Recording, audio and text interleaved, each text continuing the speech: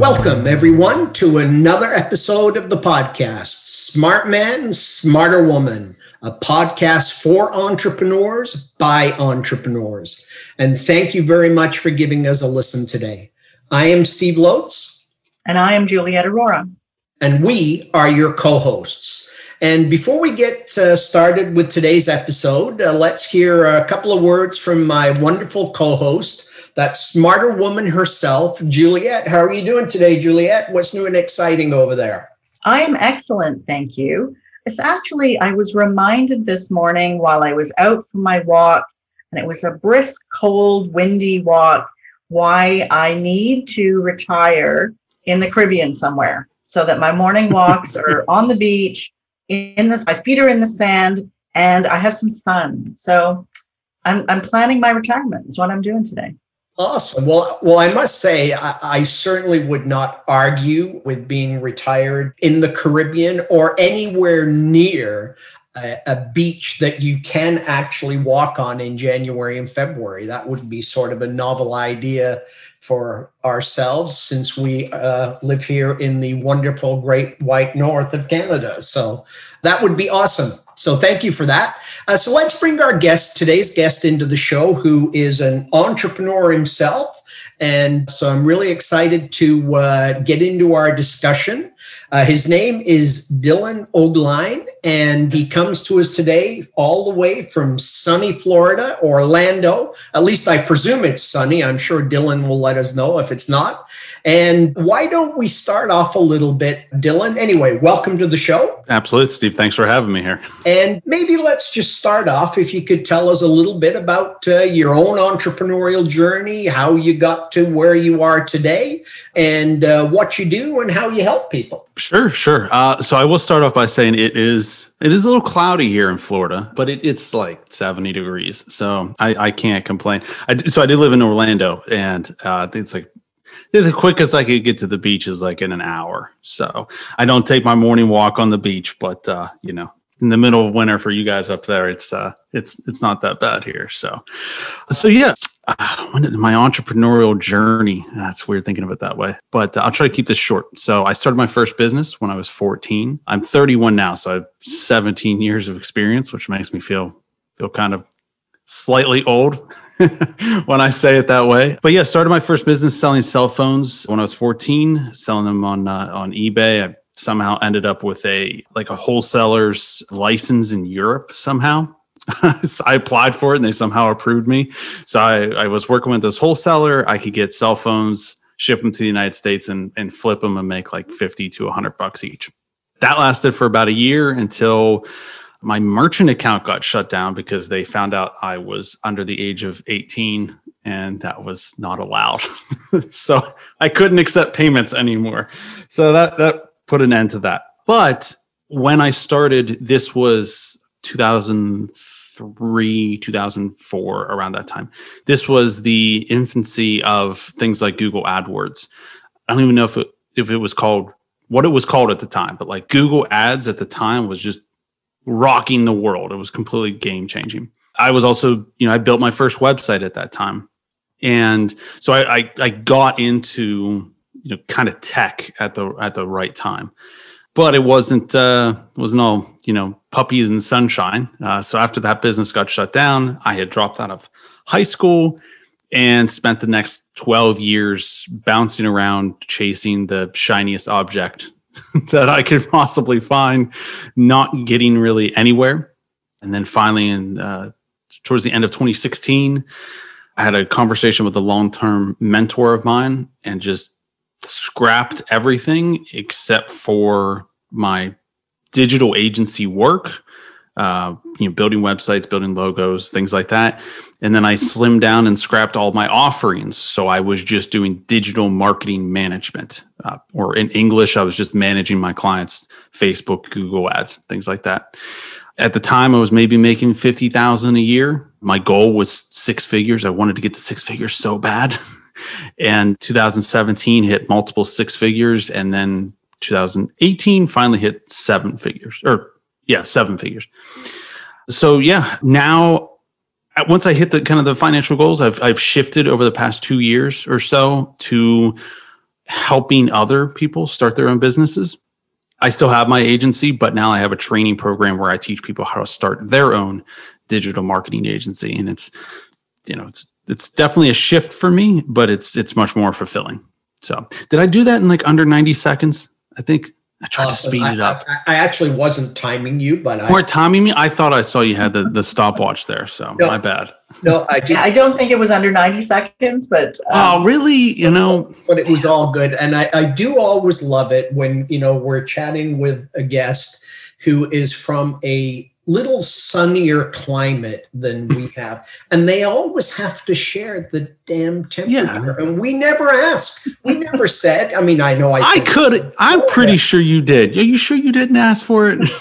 Okay, we'll have to play this back, folks, and see if I actually did ask. We'll have to check the transcript on that one. Anyway, that's awesome. So I do have to ask, so you've now made the transition where you are spending your time helping others start a business. I presume it's a digital agency, is it, that Correct. You're helping? Yeah. Okay. Yes. What do you love about doing that? Like what made you make that transition from actually doing it to, no, I want to help other people learn how to do it? So when I was, it goes back to the very beginning. When I was 13, 14, when I started my first business, at the time, I was starting to think like, what do I want to do with my life? Like, what do I want to go to college for? What do I want to do? And I was a hockey player. So I had coaches who were just a massive impact on my life. I had teachers that were a massive impact on my life. Like in my mind, I was like, oh, maybe I could be a coach or a teacher or something like that. However, I grew up, from a very poor town, middle income family from a very poor town. I didn't want to be poor. I mean, for lack of a better way of putting it, that was just what drove me. And I looked at like teachers as an example, and they were really struggling. I looked at hockey coaches, and most of the time, like you're literally paying out of your own pocket to be an amateur hockey coach. So that wasn't going to work. But I had influences in my life from other people, read the right books at the right time. And I was like, well, maybe I could do this business thing. I didn't have a plan for, I can do the business thing and then maybe become a teacher or a coach. I didn't know what it would look like, but I was like, business is my best way out. So that desire to be a coach or a teacher in some aspect has been there for a very long time. And then once I built the business to a point where I was like, oh, I'm comfortable now, I have the lifestyle I want, then it was like, well, what's the next challenge? And that's when I decided to focus on the consulting, teaching business. So when you initially started telling us about your entrepreneurial journey, you talked about when you were 14 and you started a business, which I think is amazing. And then you kind of jumped over the 12 years of bouncing around. So I'm going to take you back to those 12 years of bouncing around. Sure. Only because I'm sure that there are so many people in our audience that listen or that are listening that actually have encountered that same thing. Maybe they weren't 14 when they started their business, they were 25. And a lot of business owners feel that, okay, I'm starting this business, and they stick with it even when they hate it. It's not getting them the lifestyle they want. And they never move on to that next thing. So if you could share a little bit, not necessarily of what you bounced around, but why you felt that it was okay to give up this and move on to the next thing and move on to the next thing. It might help our audience. Sure. So for me, I think my situation was a little bit more unique than I think the average person. Like right now, I have my digital agency. It wasn't that it took me 12 years to build that. It was, I never really focused on one single business. And I see that's more common with millennials, I think, where you're chasing the shiniest object. And it's part of it is because we're bombarded by all these different ideas and whatnot, but also it was desperation. Yeah, it was like in my mind at the time, I was like, oh, this idea that I'm working on, if I can get that idea to just make $1,000 a month, I know I'm not going to change the world with it. I know I'm not going to make six figures with it, but if I could just get that extra $1,000, then I can focus on this other business that I want to focus on. And if I can get that one to make a couple $1,000s a month, then I can focus on this other thing. And it was just constantly, I look back on it and like I was working 60, 70, 80 hours a week, every single week on, I have absolutely no idea what, just everything needed to be perfect. And I would spend a year building out a website for something, making sure it had a nice logo, building out the YouTube channel, the LinkedIn profile, all this fake stuff that doesn't really matter, that's not actually ringing the cash register, not actually doing anything. And then I would go to actually get real customers and find out that nobody actually wanted it. Okay. Can't tell you how many times I did that. So for me, it wasn't grinding away on the same business. I was making a millimeter of progress in 20 different directions. And it wasn't until I scrapped everything and just focused on one thing that I was actually able to start to make really good progress. For those of you out there who are listening to this and you're thinking like this, relates to me, or like, man, I know what this feels like. Read the book Essentialism. I don't know who it's by. I'm terrible with remembering author names, but Greg McKeown. Yes, thank you very much. That book, like that's probably like top 3 business Bible books to me. Like it is absolutely transformed my mind, and it really hit home the idea of you need to just focus on the essential, the critical few, and let go of the trivial many. Yeah, absolutely. Does that answer your question of those 12 years? No, it absolutely does. And I think that it will be very helpful for a lot of our audience, because we have, a lot of millennials who do listen to us, and I'm sure that they can relate. So the focusing on one thing. And we see that as well. Our daughter, is she a millennial? I don't think she is. I think she's still too young to be a millennial, but there's a lot of jumping around. I want to do this and I want to do that. And so many grand plans that I think it is very similar. A little bit of progress across 15 things isn't really moving you forward to accomplish what you want to accomplish, because you're not moving forward far enough in any of the areas. So I do appreciate that. I also think it has a lot to do with the number of options too. It's like, say you're, even if you're sitting there, you're like, oh, I'm only focusing on one business, right? There's still like 20 different options or directions you can go with to try to get the business to grow or to take your business to the next level. 20 different marketing channels, 20 different, you could be doing, YouTube videos, you could be doing a podcast, you could be writing content, you could be doing this or that or this and that. And it's really tough to figure out. You're more tempted to just say, I can do it all. And then you just do a crappy job at all of them instead of just focusing on one single option and getting really good at it and honing your skill, honing your talent, and becoming, one of the best at that.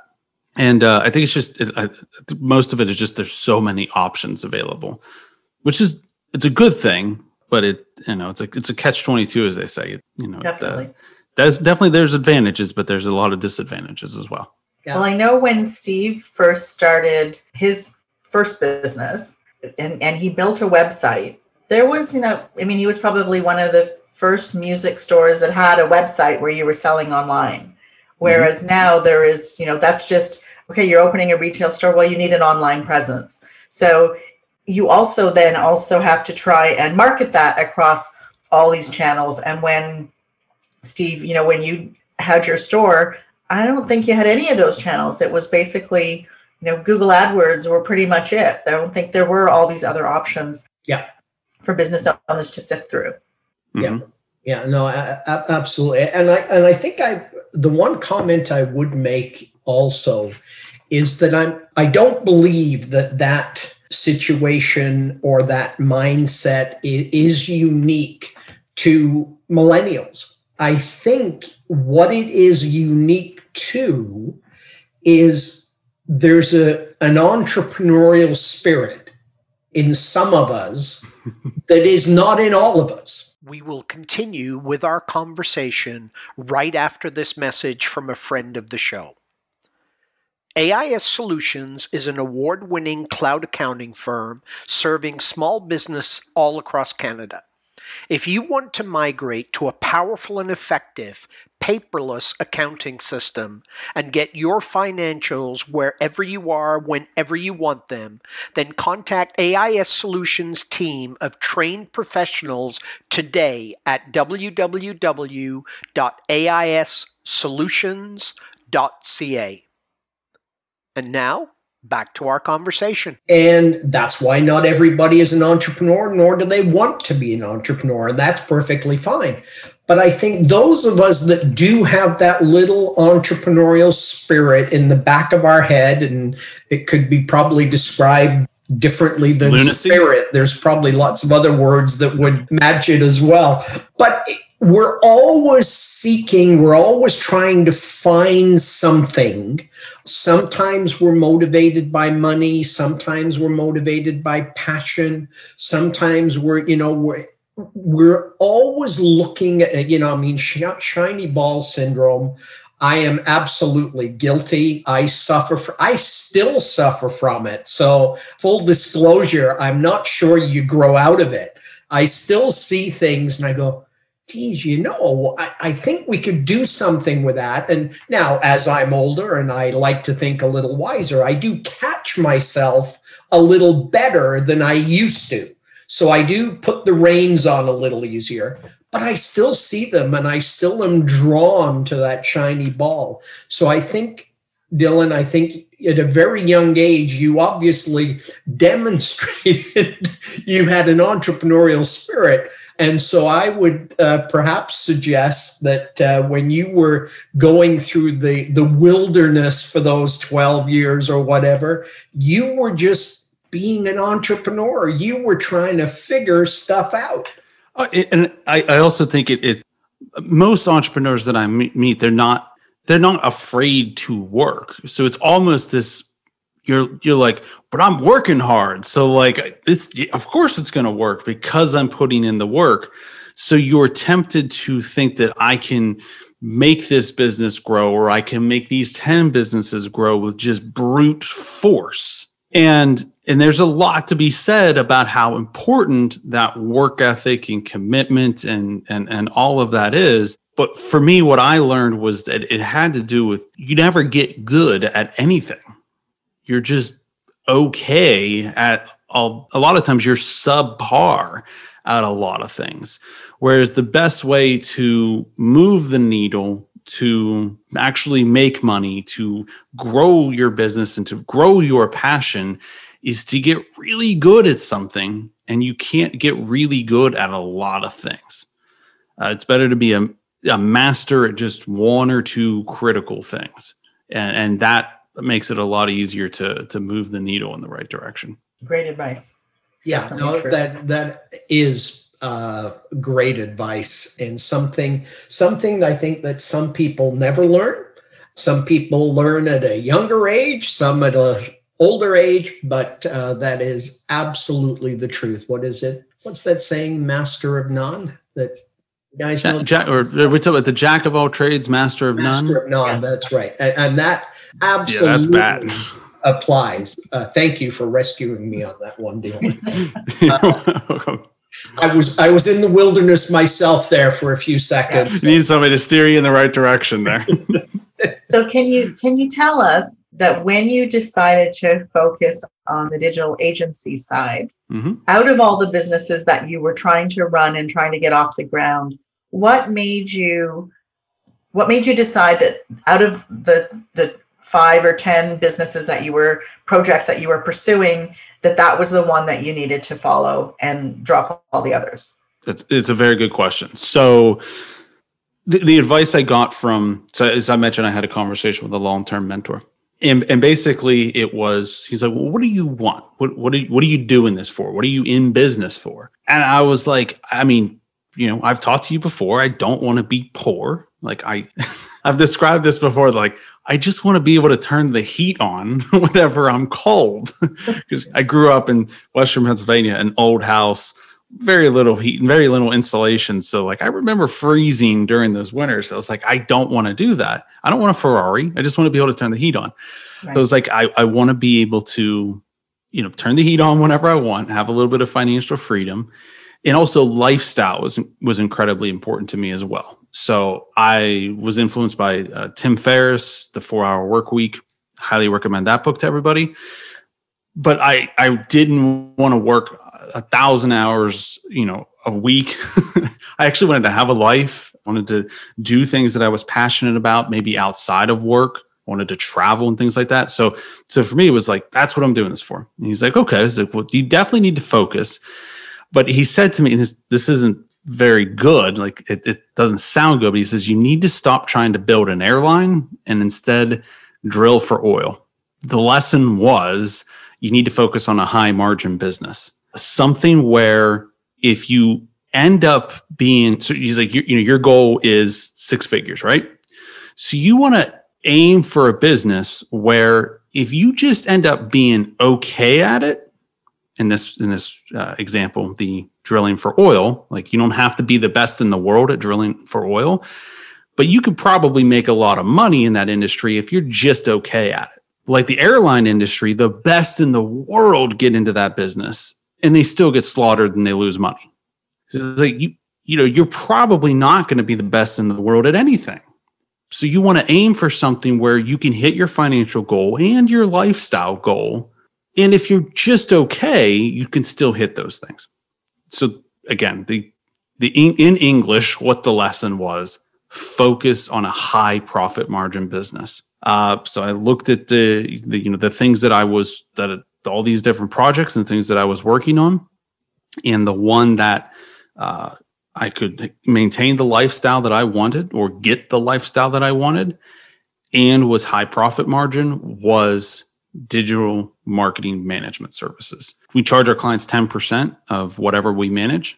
And typically like the amount of work required, once we figure out profitable marketing campaigns for them, the amount of work required goes down as their expenditures go up. So we make more from them and the amount of work that we do goes down and their satisfaction goes up too. It was just so happened to be the perfect combination for me. Excellent. Thank you for sharing that. Yeah, sure. No, that's I love that analogy. I've never heard that one before about not building an airline but drilling for it. Yeah, it's not sexy sounding, but that was what he said to me, and it just stuck with me. And literally that night, I remember that the house I lived in, there was a long sidewalk in the front, and it was an epiphany moment for me. I remember walking the sidewalk when he said those words to me. It was cold, it was dark at night, and I, had the conversation, hung up. I went downstairs into my freezing basement office and just delete.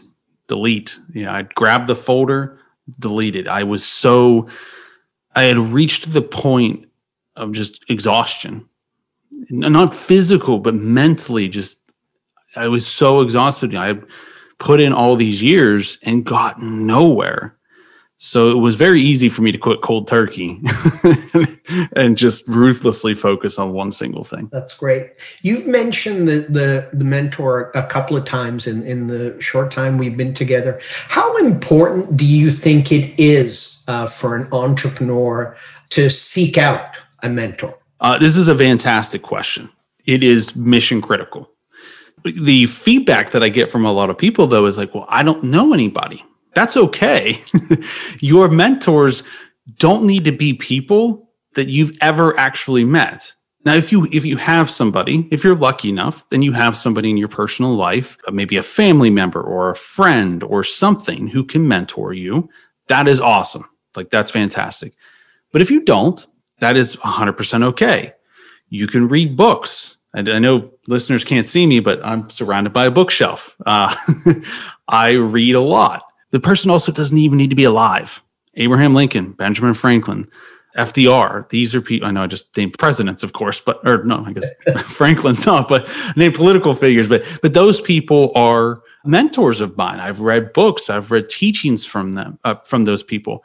Tim Ferriss, I've never met Tim Ferriss, but he has had a massive impact on my life. Robert Kiyosaki, the writer of Rich Dad, Poor Dad, another book that I highly recommend. Never met the dude, but he has been a mentor to me when it comes to finances and money and thinking about business. So I'm really passionate about this because I really feel a lot of people, if you're feeling alone, like it is critical, like I said, mission critical for you to seek out mentors.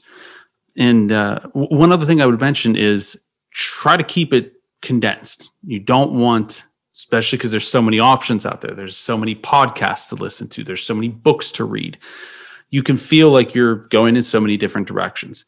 I highly recommend pick one or two people in a certain subject matter or whatever, and just follow that person.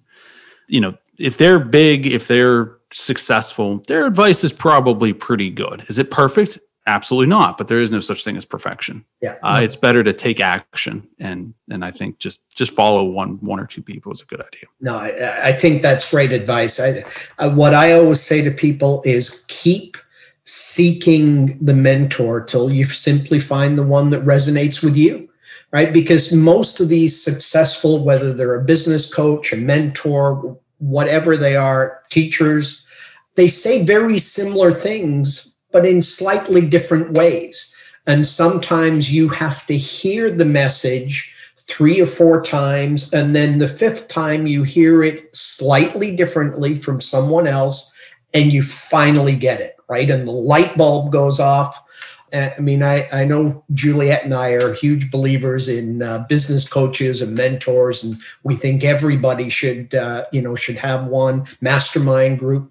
And yet 100%. It's always fascinating to me that the people who resonate with me, it's completely different than the people who resonate with Juliet. And they say the same message, but just it's a different person. And I don't quite frankly get who she gets. And I know she doesn't get who I get. Definitely. Yes. That's a very important point. You need to find somebody who you vibe with, somebody who, again, you shouldn't look for the best. You shouldn't look for perfection because there is no such thing. And this could be business, this could be fitness, this could be relationships, this could be spiritual. It can go in so many different directions. Don't look for the best. Look for somebody that you're like, you get that gut feeling, like you vibe with that person. If you're listening to somebody's business advice, but you hate the sound of their voice for whatever reason, as silly as that may be, you're probably not going to take action because you just don't vibe with that person. Again, for me, like Tim Ferriss, like I have no problem listening to him. I feel like he's similar to me. I feel like the lifestyle that he wants is similar to me. So I vibe with that person. Right. Somebody who is looking to build billion-dollar businesses and is extremely analytical and not outgoing and things like that would probably not like his advice because it just wouldn't feel right. Right. So find somebody who you just vibe with, who it just feels like I could sit down and have a cup of coffee with this person and not want to poke my eyes out. Yeah. I think that's generally a good idea. What I found interesting as well is that you've mentioned the book Essentialism, and Steve loves the book Essentialism. And I remember when Steve read it, he said to me, he says, "You have to read this book. It's a game changer. You have to read it." And at that time, I was not reading books. I was doing them through Audible. It would be my drives when I was in my car. And so I downloaded Essentialism on Audible, and I hated it. I couldn't get past like the first 2 chapters because I didn't enjoy listening to his voice as he was reading the book to me. So just to add to that as well, sometimes the voice of the person it's going to be the medium that you consume the knowledge from as well. That I enjoyed the book, reading it myself. I did not enjoy it listening to Audible. So if you think someone has the right message, maybe reading it yourself will work, maybe listening to them read it. So think about that as well when you're trying to pick the voice that you're listening to. Yeah, no, that's a great point, Juliet. That's a great point. Well, the time has been flying by here, and that brings us to our point in the show that we call the Smart Man, Smarter Woman version of James Lipton's Q&A from the Actors Studio. And that's where you all know we ask our guests 6 questions, the same questions to every guest. And are you ready to be on the hot seat, Dylan? I'm ready. Let's do it. I'm sweating a little bit, so I'm Deep gonna take a breaths, drink of water here. everyone. Deep breath. There's no wrong answers. There's no wrong answers. No wrong answers. Okay, No, all right. not I'm at not being graded. All right. First question. What one word best defines an entrepreneur? Crazy. Okay. What profession other than your own would you like to attempt? This has been something I've been thinking about a lot over the last probably two to 3 years. I would say probably public service. I hate saying this word. A politician. I want to get into that. I think I want to get into politics. Okay. You're the first one to give that answer. I can tell you that. Definitely. What profession would you like never to attempt? Being a politician. I'm going to say it is a dirty, nasty, gross profession. My desire for it is probably more of I feel obligated. Okay. Fair. That is my answer. Fair enough. What sound or noise do you love? The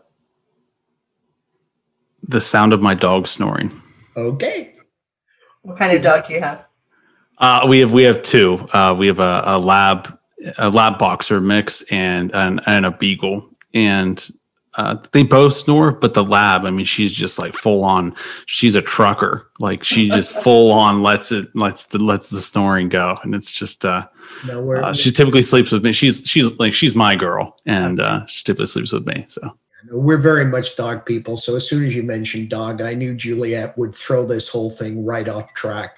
Well, and also boxer, right? We're a boxer family. So it's the boxer side that's the snoring part. So. Oh, is that what it is? Absolutely. What book, to try to get us back on track here? Go for it, Steve. I'll be quiet. What book would you recommend every entrepreneur should read? I'm going to give 2. The first would be Rich Dad Poor Dad by Robert Kiyosaki. The second would be Essentialism. And I would add, if lifestyle seems important to you, the idea of traveling while working, et cetera, then the 4-Hour Work Week by Timothy Ferriss. Yeah, no, it's a great book. When your own entrepreneurial journey is completed, what do you hope your legacy is? How much time do I got to answer this? 90 seconds. 90 seconds. Boom. Okay. I used to think about legacy. It was a term that I thought of, and not that it was important to me, but I would think, what do I want my legacy to be?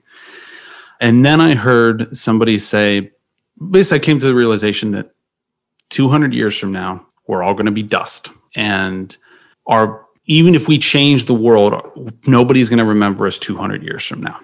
So that really changed the perspective for me. And I realized that the meaning of life, in my opinion, is to take the luck that you were given, push it as far as you possibly can, run with it as far as you can, and then, metaphorically speaking, sprinkle it around as best as you can.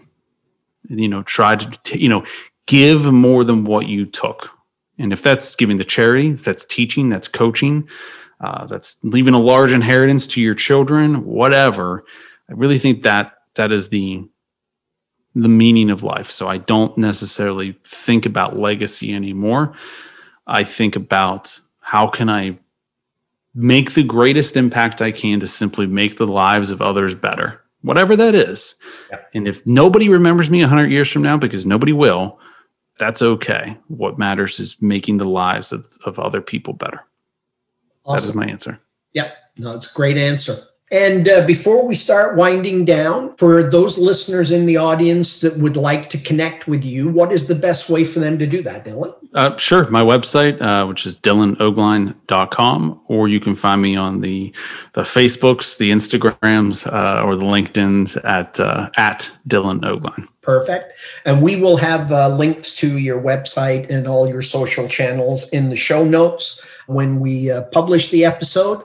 And before we conclude, do you have any final thoughts you would like to share with our audience of entrepreneurs?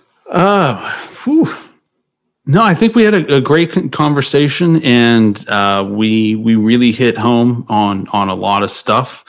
And I hope people take away the importance of focusing on the essential.